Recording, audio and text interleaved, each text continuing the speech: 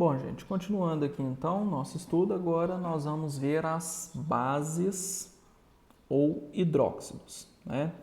Vai ser a nossa segunda função inorgânica, né? As bases. Então, olha lá, o que são as bases? Bases são uma classe de compostos inorgânicos que estão presentes em vários momentos do nosso cotidiano, né? Fabricação do sabão, uso de soda cáustica, Nacal, é usado em construção civil, leite de magnésio é usado como medicamento, né? Mas qual é a definição de base? Vamos marcar isso aqui, ó. Olha lá. Segundo Arrhenius, né? Químico que se tornou famoso por sua teoria da dissociação iônica, base ou hidróxido são compostos iônicos que sofrem dissociação em água, liberando como único ânion a hidroxila, também chamada de oxidrila, que é o OH-. Então, gente, todas as bases vão sofrer dissociação em água, liberando a hidroxila, tá ok? Que é o OH. Então, tá aí, ó. Toda base libera em água íons OH-, tá? Todas. Então, aqui nós temos alguns exemplos, né? A base vai terminar em OH, CaOH2, AlOH3, NH4OH, toda base termina em OH e todas elas vão liberar esse ânion aqui, ó. Todas, ó, vocês podem observar que todas estão liberando em água ânions OH-. Toda base em água libera íons OH-. Isso é regra geral, tá ok? A fórmula será sempre do jeito que eu falei, sempre com OH no final, então algum elemento aqui junto com OH. Sempre que nós tivermos qualquer elemento com OH, é base. Nomenclatura. A nomenclatura vai ser muito parecida com a dos óxidos iônicos, tá? Muito parecida. Quando o NOx for fixo, o nome fica apenas hidróxido mais Di mais nome do elemento. Só que isso para NOx fixo, tá? Hidróxido mais Di mais nome do elemento. Quais são os elementos de NOx fixo? 1A, 2A, 3A, zinco, prata, né? Zinco e prata. São esses dois, das famílias B. 1A, 2A, 3A, zinco e prata. Então, olha só, NaOH, hidróxido de sódio. O Ne é da 1A, NOx fixo, hidróxido de sódio. CaOH2, o Ca é da família 2A, NOx fixo também, hidróxido de cálcio. AlOH3, o alumínio é da família 3A, NOx fixo, hidróxido de alumínio. NH4OH, esse NH4OH é o seguinte, nós vamos tomar uma atenção especial para ele. É a única base que não é formada por metal. Né? Vocês podem observar aí que não tem metais aqui. Ó. Há uma ligação iônica que acontece aqui entre NH4 e o OH, tá? O NH4 perde um elétron, esse elétron vem para o OH, há uma ligação iônica, mas sem a presença de metal, tá ok? Então, esse hidróxido de amônio ele é um pouquinho diferente, é uma base um pouquinho diferente das outras. Só ela, tá? Ela não possui metal, ela não é formada por metal. É base também, porque está aqui terminando em OH. E esse NH4 é chamado de amônio, por isso que fica hidróxido de amônio. Tá ok? Agora, para hidróxidos de elementos com NOx variável.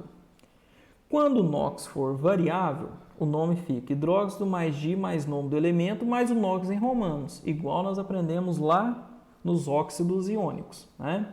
Então, tem que saber calcular o NOx para poder dar esse nome aqui. Também se utiliza o termo ICO, né, para o maior NOx. Então, aquela mesma regra dos óxidos, ICO para o maior NOx e oso para o elemento de menor NOx. Né? Então, olha só, o ferro. O ferro pode possuir os NOx mais 2 ou mais 3. Na hora de calcular os NOx do metal aqui, nas bases, é bem fácil. Por quê? Vai ser sempre esse númerozinho aqui, ó. Então, qual que é o NOx do ferro no caso aqui? Mais 2. Porque aqui está FeOH2. Então, o NOx do ferro é mais 2. O nome fica hidróxido de ferro 2. Esse 2 por causa do NOx do ferro. Né? Tá aí. Ó. Ou hidróxido ferroso. Por que o oso? Porque esse é o menor NOx do ferro. Olha só no exemplo de baixo. Ó. O ferro pode ter NOx igual a mais 3. Aqui é um 3. Ó. FeOH3. Então o nome fica hidróxido de ferro 3 ou férrico. Ico porque é o maior NOx. A mesma coisa acontece com o chumbo. Só que o chumbo tem os NOx 2 ou 4, né? Mais 2 ou mais 4. Na primeira regra de nomenclatura fica apenas hidróxido de chumbo 2, né? Por causa do 2 aqui, que é o NOx do chumbo, mais 2, ou hidróxido plumboso. O chumbo vai seguir o nome em latim, que é plumbum, plumbum mais oso fica plumboso. Aqui é a mesma coisa, o NOx agora é mais 4 no PbOH4, fica hidróxido de chumbo 4, porque o NOx do chumbo é mais 4, ou hidróxido plumbico, ico porque é o maior NOx. Então, bem fácil, né? Oso para o menor, ico para o maior. Ou então você coloca em romanos o NOx do metal na frente, tá ok? A nomenclatura então é só isso aí, gente. Ou é NOx fixo, hidróxido mais G mais nome do elemento, ou é NOx variável, nós podemos até marcar aqui, vocês vão marcar aí também, ó, NOx variável, vai ser hidróxido mais G mais nome do elemento, mais o NOx em romanos, ou ico para o maior, oso para o menor. Mesma regra, então, não mudou nada. Classificação das bases. Classificação não, aqui primeiro características, né? Características das bases, importante, tá? Saber todas essas características aqui, ó. Importante, classificação vai ser depois. Características das bases. Primeiro, possuem sabor que provoca distringência, que é uma sensação de secura e amargor, por exemplo, sabor da banana verde, é quando aperta, né? Aquele sabor que aperta a boca. Reagem com ácidos formando sal e água. Toda base reage com ácidos formando sal e água. Tornam azul o papel de tornassol vermelho e vermelha a fenolftaleína. Depois, quando a gente for estudar os indicadores, nós vamos ver direitinho como que funciona isso, tá? Indicadores são substâncias que indicam se a substância é ácida ou básica.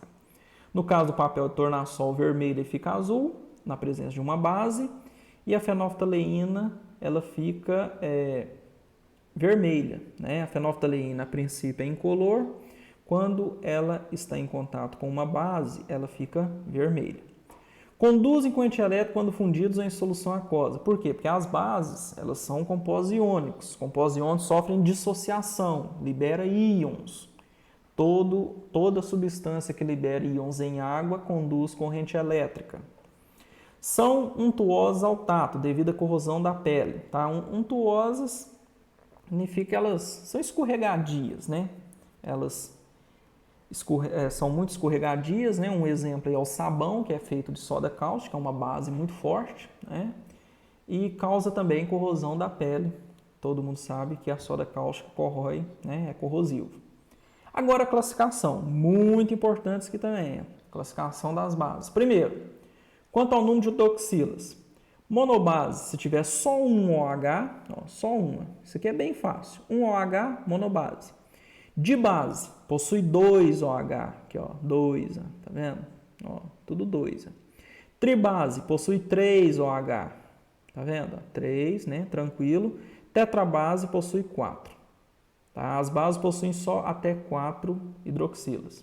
Então, 1 é mono, 2 é di, 3 é tri, tetra é base. 4 é tetra. Então, bem fácil a classificação aqui, sem problema. Quanto à solubilidade. Existem bases que são solúveis, ou seja, se dissolvem muito bem na água, né? Elas dissolvem-se em grande quantidade na água. Exemplo, o hidróxido de amônio é uma base solúvel. As bases formadas por metais alcalinos, ou seja, um A e 2A. No caso das bases formadas por elementos da 2A, geralmente existe a classificação de que elas são parcialmente solúveis, tá? O COH2 e a CrOH2 são elementos da família 2A, elas se dissolvem mais ou menos. Aqui está falando que dissolve, né? Se dissolve mais ou menos é porque dissolve. Então, está dando que elas são solúveis, mas na verdade elas são parcialmente solúveis. Inclusive tem até duas exceções aqui, o berílio e o magnésio.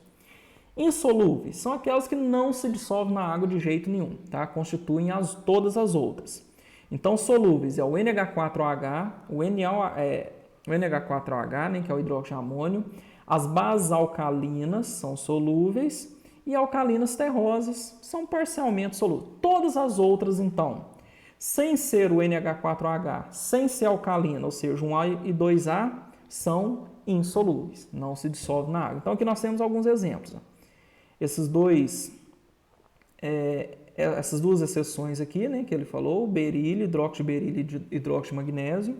O hidróxido de ferro. O hidróxido de ferro é uma base insolúvel. Por quê? Porque o ferro não é da 1A e não é da 2A. Se o elemento que está junto com o OH não for da 1A e nem da 2A, ela é base insolúvel. Tá ok? Quanto à força, existem bases fortes e bases fracas. Bases fortes são as bases que apresentam elevado grau de dissociação, liberam muitos OH, né? Formam as bases fortes, com exceções famílias 1 e 2 da tabela periódica.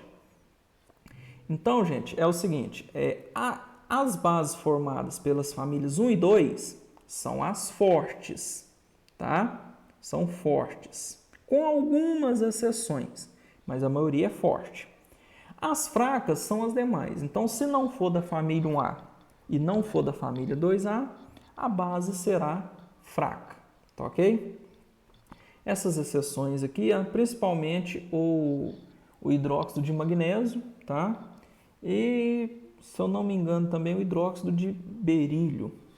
Parece que ele também forma base fraca. Todas as outras, 1A e 2A, são bases fortes, tá ok? Bases fracas, então, todas as demais. Inclusive o hidróxido de amônio é base fraca, tá ok? Bom, aqui nós temos algumas aplicações, né, das bases mais comuns aí do nosso dia a dia. Sugiro vocês darem uma lida aí também. O hidróxido de sódio, que é o NaOH, é uma base muito utilizada, né? Principalmente para fazer sabão. Então, quer dizer, é uma base que há uma grande demanda, né? É muito utilizada. O hidróxido de cálcio também é usado na construção civil, muito utilizado também, uma base muito importante. Então, dá uma lida aí nas características, né? O hidróxido de amônio, utilizado também na limpeza doméstica. Também é chamado de amônia, só que a amônia é o NH3, é um gás. O NH4H é o hidróxido de amônio, é líquido, tá? É uma solução. Tem muita gente que chama de amônia, mas na verdade é o hidróxido de amônio. E o hidróxido de magnésio também é importante, é usado como medicamento. Dei uma lida aí nas características dele também, tá ok? Então tá aí, gente, depois são os exercícios. Essas são as bases, tá? Então, definição, tá ok? Nomenclatura, características e classificação. Tudo isso aqui que eu marquei, muito importante, tá ok? Além das aplicações das bases mais utilizadas aí no cotidiano. Beleza, pessoal? Então, valeu!